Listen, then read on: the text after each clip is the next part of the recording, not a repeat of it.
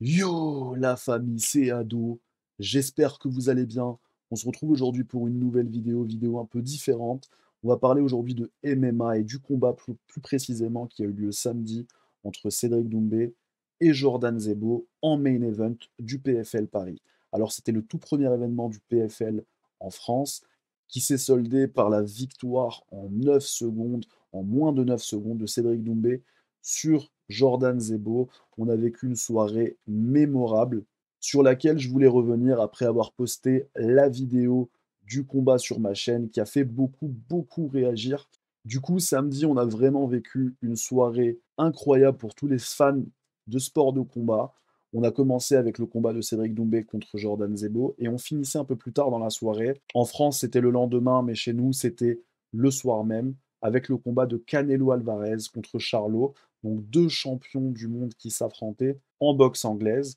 Et pourtant, c'est le combat de Cédric Doumbé contre Jordan Zebo qui a fait finalement le plus parler de lui en France et un peu au-delà de la France. On a pu le voir sur les réseaux sociaux. Parce que ce qui s'est passé ce soir-là, c'était vraiment mémorable. C'est pour ça que je voulais revenir un peu dessus.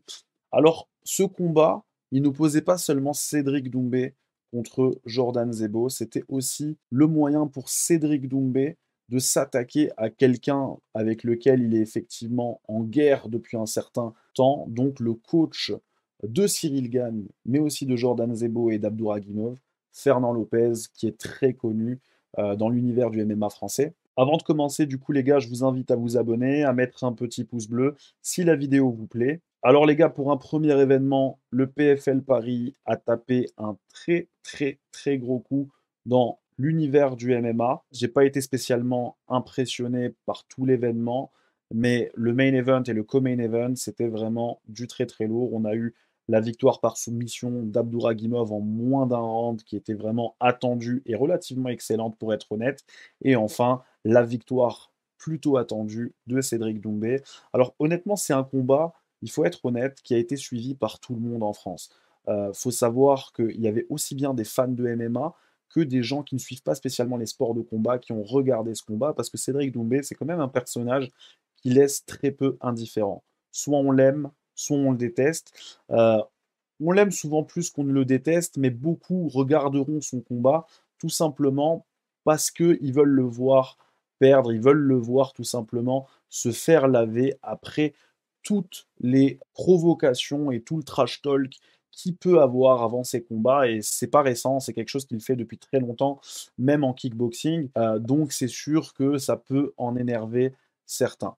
Pour le PFL Paris, ils ont tapé très fort parce qu'en plus de ça, ils ont eu des guests extraordinaires, des guests qu'on n'a jamais vus d'ailleurs pour l'événement de l'UFC, événement UFC qui a déjà eu lieu 2 fois, mais il n'a pas amené autant de monde que le PFL a pu amener de guests. On l'a vu avec Kylian Mbappé, on l'a vu avec la moitié de l'équipe du PSG, et ça c'est quand même un très gros coup côté PFL en France. Honnêtement, à titre personnel, j'avais pas été hypé de cette façon depuis le combat de Conor McGregor contre Khabib Nurmagomedov, qui d'ailleurs s'était soldé par la victoire de Khabib et par une bataille, une bagarre générale entre les deux équipes des deux combattants. Moi, 2 jours avant le combat, j'étais déjà en train de m'installer devant ma télé par impatience du combat et finalement, on a eu droit à un combat de 9 secondes et je pense même que Cédric Doumbé s'attendait pas à ce que le combat soit aussi rapide. Alors honnêtement, je voulais vraiment faire cette vidéo parce qu'il y a eu beaucoup de commentaires sur la vidéo du combat, comme je le disais précédemment, qui étaient effectivement en faveur de Cédric Doumbé, mais il y a eu des commentaires qui disaient comme quoi tout simplement Jordan Zebo n'aurait jamais dû se retrouver devant Cédric Doumbé, qu'il n'a jamais été aussi bon que Cédric Doumbé. Sur ce point-là, je suis relativement d'accord. Toutefois, Jordan Zebo, c'est quelqu'un qui de base a la lutte en point fort contre Cédric Doumbé, qui lui a le kickboxing, donc le pied-point en point fort. Les deux étaient au même niveau en termes de victoire et de défaite en MMA. Il faut savoir que le kickboxing, c'est quelque chose qui est très important. On l'a vu d'ailleurs avec les précédents champions à l'UFC, avec les Israël Adesanya, avec les Alex Pereira qui ont fait beaucoup de kickboxing. D'ailleurs, Alex Pereira qui a un niveau supérieur d'ailleurs en kickboxing à mes yeux que Israël Adesanya, qui ont fait tous les deux d'ailleurs de très beaux parcours qui sont arrivés champions de l'UFC. Donc c'est sûr que le kickboxing apporte énormément dans cette discipline, mais il faut savoir que le sol est lui aussi très, très important en MMA. Donc c'était un peu la bagarre quelque part du pied-point contre le sol. Donc du coup, à mes yeux, Jordan Zebo avait ses chances. D'ailleurs, on a vendu Jordan Zebo comme un crack du slam, avec tout simplement le combat où il a détruit la cage en jetant son adversaire sur le sol. Donc quelque part, on peut considérer qu'il y avait match. D'ailleurs, pour être honnête, Cédric Doumbé aurait pu choisir un adversaire bien plus facile. Mais l'objectif de Cédric, et c'est ce qu'on a vu d'ailleurs sur ce combat, c'est aussi de taper Fernand Lopez sur ce combat, qui effectivement est une personne qu'il n'apprécie pas beaucoup. On l'a vu d'ailleurs à la fin du combat, quand il a pris le micro pour s'attaquer à Fernand Lopez directement en disant que le combat n'était pas contre Jordan, mais contre Fernand, l'homme qui frappait sa femme auparavant, qui la battait. Vous savez très bien qui a pris ce KO, c'est pas Jordan. Vous savez très bien qui a pris ce KO. Celui qui a pris ce KO, c'est celui qui frappe sa femme, qui frappait son ex-femme. C'est lui qui vient de prendre un KO. Donc, quelque part, ça a pris des proportions assez énormes. D'ailleurs, je pense que le MMA Factory va avoir quelques problèmes après tout ce qui se passe d'ailleurs dernièrement, en sachant que Fernand Lopez est dans pas mal d'histoires déjà, avec l'histoire de Taylor Lapillus, avec l'histoire du combattant, donc du coup, qui avait signé avec Ali Abdelaziz et qui finalement Fernand Lopez n'a pas laissé partir à l'UFC sans qu'il ne lui verse une somme quand même assez élevée, ainsi de suite. Donc ça fait quand même beaucoup, beaucoup de casseroles à traîner pour Fernand Lopez.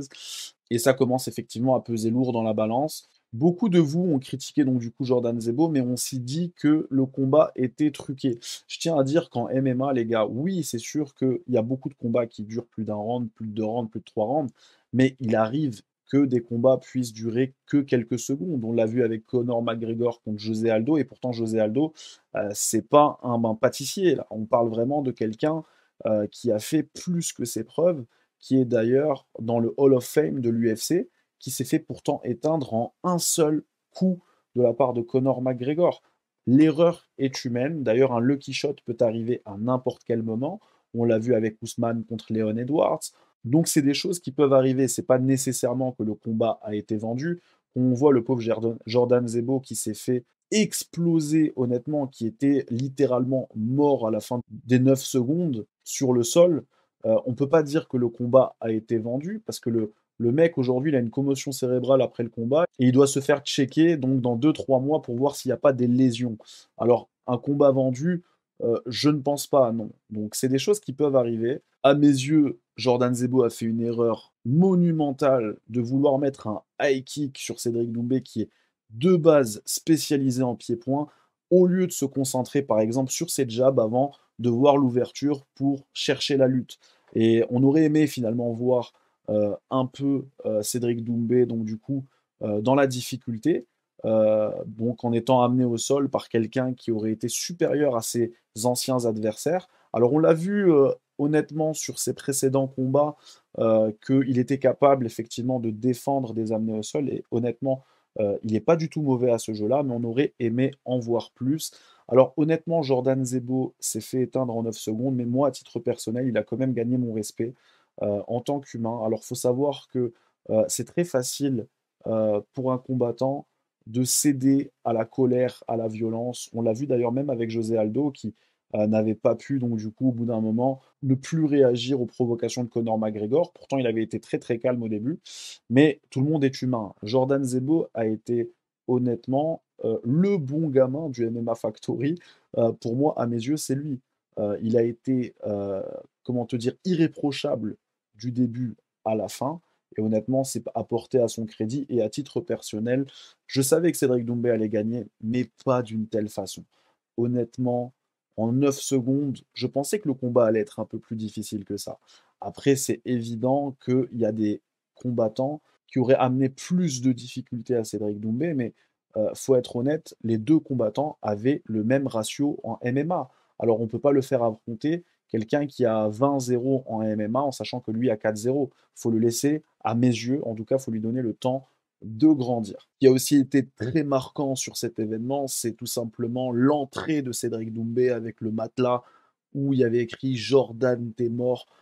donc du coup jusqu'à l'entrée de la cage et aussi juste avant que l'arbitre puisse lancer le combat, Cédric Doumbé qui se décale sur le côté pour crier comme il l'avait annoncé un peu plus tôt, Jordan, t'es mort, en collaboration en plus de cela avec les spectateurs et en pire, et vraiment le pire du pire, avec Fernand Lopez lui-même qui chantait Jordan, t'es mort avec les spectateurs. Honnêtement, c'était du jamais vu. Je pense qu'il ne devait pas se douter de la suite des propos que tiendrait Cédric Doumbé à la fin du combat, mais c'était honnêtement mémorable. Et de souvenir, c'est vraiment quelque chose qu'on n'a jamais vu dans un tel événement. Alors, selon les dernières informations, après l'événement et le succès du PFL Paris, on devrait revoir Cédric Doumbé très très prochainement pour un nouveau combat.